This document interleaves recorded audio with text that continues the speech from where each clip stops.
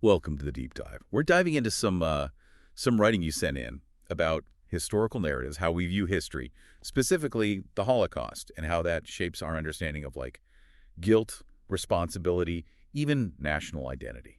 And this author certainly doesn't hold back. They make some pretty bold claims, especially in how they frame the Holocaust and how we view it. Yeah, absolutely. Yeah. Right away, they say they acknowledge it happened, but they want to move past the specific details. And I'm thinking, how can you talk about something like the Holocaust without the specifics? It's a difficult approach because those specifics, the details, those are all linked to the Holocaust's impact. And to just gloss over them kind of minimizes the experience of those who, suffered and died. Yeah. It's like saying, yeah, something bad happened, but let's not dwell on what actually occurred. It's especially strange when later on they call the Holocaust mythology. It's almost like they're trying to make people doubt it even happened. That's where it gets really concerning, because labeling something as widely documented as the Holocaust as a myth, it plays into this idea of historical revisionism.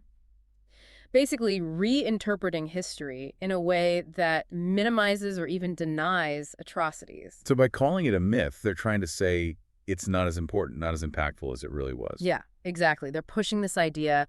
It's been blown out of proportion, used to manipulate, and that's why you have to separate the actual historical event from the interpretations of it. Which leads to their argument about white guilt, right? What stood out to you about how they connect that to the Holocaust? Well, they use white guilt as this kind of blanket term, implying that all white people share the same guilt for historical atrocities. Like every single person in that group carries the same burden, regardless of their own actions or beliefs even.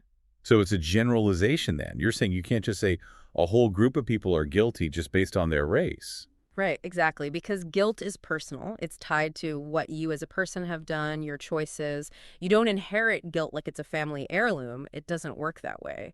And that's not to say we shouldn't examine the tough parts of history, but saying a whole race is guilty avoids individual accountability, and it can shut down any productive conversation. Especially when they then compare the Holocaust directly to Canada's residential school system.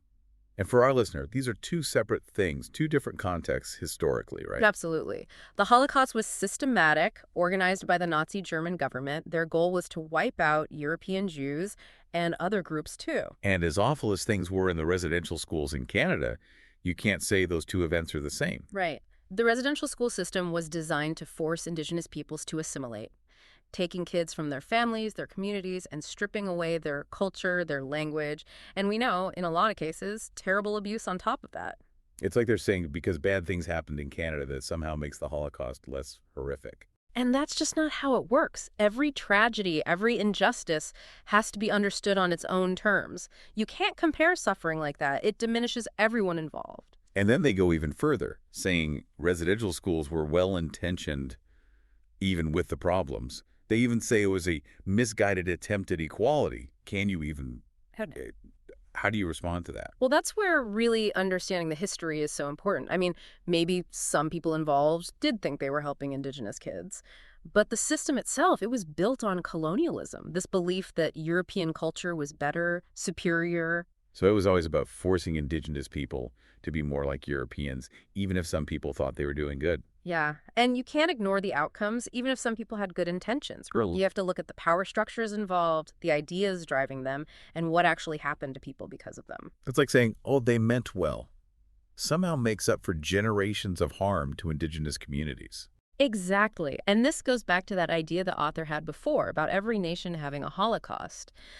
Oversimplifying things like that, it just minimizes the unique horrors that happen, and it's easier to just not care. Because if everyone have a Holocaust, then what's the point of focusing on any of them, right? Is that what they want us to think? That's the danger. It leads to this feeling of, well, terrible things have always happened, so why bother with any of them?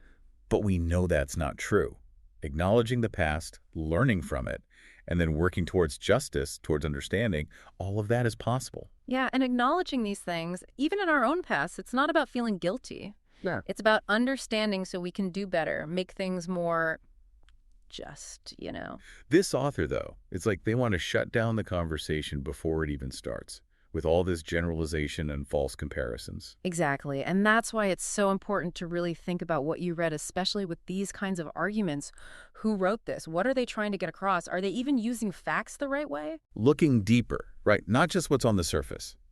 Like in this case, the way they're writing, what they focus on, it feels like there's something else going on here, not just talking about history. Yeah, they're definitely pushing a narrative here, one that downplays the Holocaust, doesn't want to deal with responsibility, and I think makes it harder to actually learn from the past. So where does this leave our listener who sent this in? What should they be thinking about after this whole deep dive? The biggest thing is to think critically. Don't just believe everything you read, even if you agree with it at first. Like that saying, if you only read stuff you agree with, you're not really reading. Exactly. You learn the most when you look at different ideas, even ones that challenge what you thought you knew.